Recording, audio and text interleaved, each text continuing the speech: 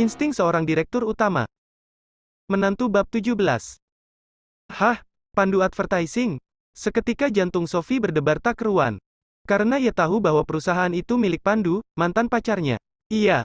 Kenapa memangnya? Perasaan aku nggak enak deh kala kamu kerja di tempat Pandu. Kamu kenal sama pimpinannya? Ya itu yang kemarin ketemu waktu kita abis makan di Blok M. Oh itu. Emangnya kamu nggak ingat waktu ku bilang namanya Pandu? Ya ingat, tapi, kan aku pikir yang namanya Pandu nggak cuma satu orang. Hehe, gak apa-apa kan aku kerja di perusahaan dia? Gimana ya? Mudahan sih baik-baik saja. Kamunya aja yang harus lebih waspada. Siap, bos. Udah ya, ini orang-orang udah pada mau pulang. Gak enak kalau aku teleponan terus. Oke, see you. See you. Klik, panggilan diakhiri. Baru beberapa saat yang lalu Igo menandatangani kontrak kerja dengan Pandu Advertising, tepatnya sesaat setelah memberitahu Tante Yona bahwa sekarang dia sudah mendapat pekerjaan. Tapi sekarang dia jadi sedikit menyesal setelah tahu bahwa ia akan bekerja di perusahaan milik Pandu mantan pacar Sophie. Tapi tak ada salahnya juga bekerja di sana. Bukankah sudah lama juga menganggur dan berharap segera dapat pekerjaan? Tidak baik menolak rezeki, putus Igo dalam hati. Semua orang, termasuk Tante Herli, pulang setelah Nata tertidur. Meninggalkan Igo sendiri untuk berjaga malam. Sekitar jam 10 malam perawat jaga datang untuk memastikan semuanya baik-baik saja. Tak hanya itu, perawat juga menyuntikkan obat penenang pada infus Nata supaya ia bisa beristirahat dengan tenang. Perawat pergi meninggalkan Igo kembali sendirian. Igo menyalakan televisi, mengganti-ganti salurannya dan tetap tidak menemukan saluran yang sesuai dengan keinginannya. Igo sama sekali tidak mengerti, bagaimana orang-orang bisa tahan duduk seharian di depan televisi. Igo sendiri sudah lama tidak menonton TV, sebab di rumah masa kecilnya, papa sengaja tidak menyediakan televisi. Marcella dan Sandro, mama dan papanya sepakat bahwa mereka hidup tanpa televisi. Itu pula yang membuat Igo memutuskan untuk tidak menyediakan televisi di rumahnya sendiri. Untungnya Sophie setuju. Palingan Igo menonton film dan siaran olahraga di laptop. Pusing, akhirnya Igo mematikan televisi dan menyeduh teh. Tak ada teh chamomile kesukaannya, hanya ada teh celup biasa yang beraroma melati. Igo memasukkan 2 kantong teh sekaligus ke dalam cangkir dan menyeduhnya tanpa menambahkan gula. Sudah lewat larut malam Igo baru bisa tertidur. Ia tidur di sofa. Meski sofanya empuk dan nyaman, tapi Igo adalah tipe orang yang susah tidur di tempat yang asing. Terlebih lagi, ini adalah pertama kalinya ia tidur tidak bersama dengan istrinya. Akibatnya, ia bangun agak kesiangan. Itu juga terbangun karena perawat yang berisik karena akan mengganti infus Nata. Igo segera bangkit dan mencuci muka di wastafel, kemudian ia pamitan pada Nata untuk pulang dan bekerja. Igo juga memberitahu Nata bahwa Trixie sudah dalam perjalanan menuju rumah sakit. Tanpa menunggu lama, Igo langsung pulang, mandi, dan bersiap pergi ke kantor. Sophie sudah menyiapkan baju yang akan dikenakan oleh Igo. Tersenyum saat melihat semua barang-barangnya telah disiapkan istrinya, ia segera mengirim pesan kepada istrinya, "Makasih ya, sayang." Sophie langsung membalas pesan Igo dengan emotikon hati, yang kemudian dibalas lagi dengan emotikon kecupan oleh Igo. Jam 9 kurang 1 menit Igo sampai di kantor dan langsung dihadang oleh Nella di depan pintu masuk. "Pak Diego hari ini telat." Cekak, hari pertama kerja langsung terlambat aja. "Maaf Pak Diego, insentif Anda untuk bulan ini terpaksa harus saya potong. Tapi, kan saya sampai kantor sebelum jam 9? Nella terlihat diam berpikir sebentar sebelum menjawab, "Maaf, Pak. Tapi, setiap karyawan diwajibkan sudah hadir di kantor 5 menit sebelum jam kerja. Sekarang Pak Diego ikut saya akan menunjukkan di mana kubikel Bapak." Karena tahu bahwa dia tak akan menang bila berdebat dengan Nella, Igo memutuskan diam saja dan mengikuti Nella dari belakang. Sambil berjalan, Igo teringat kekhawatiran istrinya semalam saat mengetahui bahwa ia akan bekerja di perusahaan yang Pandu pimpin. Akhirnya Igo memutuskan tak akan menceritakan hal ini kepada istrinya dan bertekad akan bekerja keras supaya Pandu tidak lagi memiliki alasan untuk menyulitkannya. "Ini kubikel Bapak. Maaf, ini sudah lama kosong. Jadi maklum kalau agak berantakan. Pak Diego bisa mulai membereskannya sekarang sebelum menggunakannya. Saya permisi dulu." Nella pergi dengan dagu terangkat. Terlihat sekali dia sangat menikmati posisinya yang berada sedikit lebih baik dari Igo yang hanya karyawan baru. Igo memandang tak berdaya saat melihat tumpukan kertas di mejanya, layar komputer yang berdebu, kursi miring, dan kipas angin mati di pojok kubikel. Tidak banyak membuang waktu, Igo langsung membersihkan meja. Menyingkirkan semua berkas-berkas yang bertumpuk dan menyisihkannya. Dengan sedikit keahliannya, kipas angin kecil di pojokan kembali berfungsi, dan kursi putar yang tadinya miring bisa ia pakai dengan nyaman. Sehingga 30 menit kemudian, saat Nella datang ke kubikelnya, terlihat sekali bahwa ia terkejut dengan apa yang telah dilakukan Igo terhadap kubikelnya. Meja yang tadinya awut-awutan sekarang sudah bersih dan rapi. Kubikel amburadul yang sengaja dipilihkan Nella, telah disulap Igo menjadi ruang kerja yang nyaman dan estetis. Pak Diego, sapa Nella setelah berhasil menguasai keterkejutannya.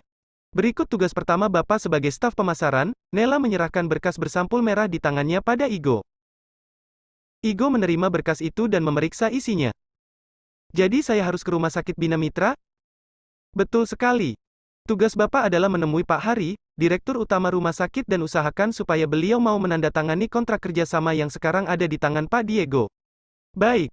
Saya akan ke sana sekarang, tak tahan harus berlama-lama berhadapan dengan Nella. Igo langsung mengambil tasnya dan pergi. Nella memandang punggung Igo dan tersenyum licik. Beberapa staf lain mendatangi Nella. Gila, lokasi tugas gituan sama staf baru itu? Iya. Tega bener lo, Nella. Itu kan proyek lama Pak Doni yang udah mangkrak. Gila aja nyuruh orang baru. Pak Doni aja yang paling senior udah nyerang ngadepin Pak Hari. Gak apa-apa. Ini ujian buat dia. Sanggup nggak dia? Kalau nggak sanggup palingan langsung dikat sama Pak Pandu. Taruhan yuk. Gue yakin tuh si Diego bakal pulang dengan tangan kosong. Pak Hari kan terkenal kejam dan tanpa ampun. Kalau nggak mah, udah lama kali itu proyek gol sama Pak Doni. Dirga, staf yang kubikelnya berada di dekat Igo memandang ngeri pada punggung Igo yang berkelebat menjauh. Kita tunggu saja. Kalaupun dia dipecat gara-gara gagal, kantor kita gak akan rugi. Orang dia baru kerja sehari. Sementara di rumah sakit, Pak Hari tengah duduk santai dalam ruangannya di lantai paling atas rumah sakit. Ada sedikit hal yang menggelitik pikirannya saat melihat menantu pasien bernama Nata di ruang anggrek. Menantu Nata yang bernama Igo itu sungguh membuat Pak Hari ngeri. Ada sesuatu dalam diri orang itu yang membuat Pak Hari resah. Ditambah lagi saat melihat teripang impor yang dibelikan Igo untuk Nata. Pak Hari memiliki kecurigaan bahwa yang menyuruh Pak Aryo, penguasa Jakarta Selatan itu menelepon dirinya supaya memindahkan Nata ke ruang perawatan terbaik adalah atas suruhan Igo. Disesapnya kopi dalam cangkir di hadapannya. Ia tidak tahu bahwa saat ini Igo, orang yang membuatnya gelisah, sedang dalam perjalanan untuk menemuinya. Bersambung. Selanjutnya. Bab 18. Pembuktian Igo. Pak Hari terkejut sekali seperti melihat hantu saat tahu Igo berdiri di depan pintu kerjanya. Pintu ruangan Pak Hari yang terbuat dari kaca membuat ia bisa melihat langsung siapa tamu yang datang menemuinya bahkan sebelum mereka mengetuk atau membuka pintu. Igo memencet bel di depan pintu, sementara Pak Hari langsung bangkit dari kursinya untuk membuka pintu sebelum jari Igo lepas dari tombol bel. Mari silakan masuk, Mas Diego. Terima kasih, Pak. Sebenarnya saya, sudah, duduk saja dulu. Mau minum apa? Teh, kopi? Air putih saja, Pak. Pak Hari mengambil sebotol air mineral dan menurunkan tirai di belakang pintu sehingga pertemuan mereka tidak terlihat dari luar. Pak Hari menekan interkom dan berbicara, tolong kosongkan jadwal saya untuk 1 jam ke depan.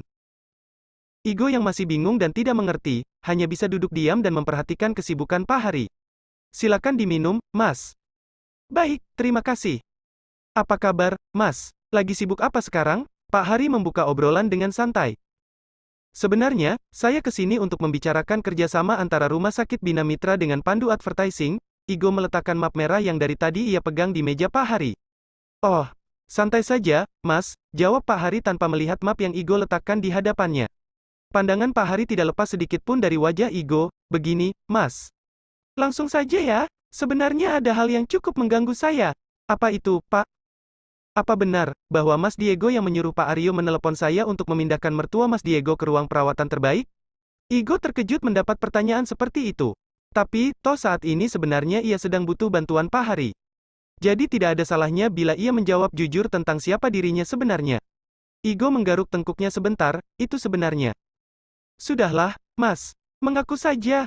Sebab tak banyak orang yang bisa membeli teripang dari Jepang seperti yang Mas bawakan untuk mertua Mas. Saya pernah makan juga di King Steak dan tahu bahwa menu itu adalah menu eksklusif dan terbatas. Bukan hanya karena harganya yang mahal, tapi juga karena kesulitan untuk memperoleh teripangnya itu sendiri. Sebenarnya, memang saya yang waktu itu menyuruh Pak Aryo untuk menelepon Pak Hari. Pak Hari menarik napas lega. Untung saja. Untung kenapa, Pak? Oh, tidak apa-apa, dalam hati Pak Hari melanjutkan, untung saya sudah curiga dari awal. Sebab kalau sampai melakukan hal ceroboh, tentu akan bisa membuat saya berada dalam masalah besar. Ini tadi kesini Mas Diego ada perlu apa? Ini, Pak. Igo menjelaskan posisinya sekarang yang tengah bekerja di Pandu Advertising dan kebetulan ada proyek lama yang masih terkatung-katung antara Pandu Advertising dan Rumah Sakit Bina Mitra. Oh, gampang itu, Mas. Tak menunggu lama, Pak Hari langsung mencabut pena di sakunya dan menandatangani surat kerjasama yang dibawa Igo. Wah, Pak, Bapak tidak mau mereview isi kerjasamanya terlebih dahulu? Sudah, ini proyek lama. Saya sudah hafal isinya. Oh begitu rupanya. Mereka melanjutkan obrolan santai layaknya dua orang kawan lama yang tidak pernah bertemu. Pak Hari terlihat antusias sekali menanyakan macam-macam pada Igo. Matanya tak pernah sekalipun memandang ke arah lain. Tak hanya menghormati Igo, tapi Pak Hari terlihat memujanya. Matahari di luar terlihat bersinar sangat cerah. 30 menit kemudian Igo minta pamit kepada Pak Hari. Terima kasih banyak, Pak. Saya permisi dulu kalau begitu. Igo mengulurkan tangannya untuk menyalami Pak Hari. Di luar dugaan, Pak Hari sampai bangkit berdiri untuk menyambut uluran tangan Igo dan menepuk pundaknya. Sukses terus ya, Mas. Terima kasih, Pak. Mari saya antar. Oh, tidak perlu. Saya bisa sendiri. Pak Hari terlihat tak peduli dan berjalan mendahului Igo, membukakan pintu untuk Igo. Saya permisi ya, Pak. Baik silakan. Setelah pintu tertutup, Pak Hari akhirnya bisa bernapas dengan benar-benar lega.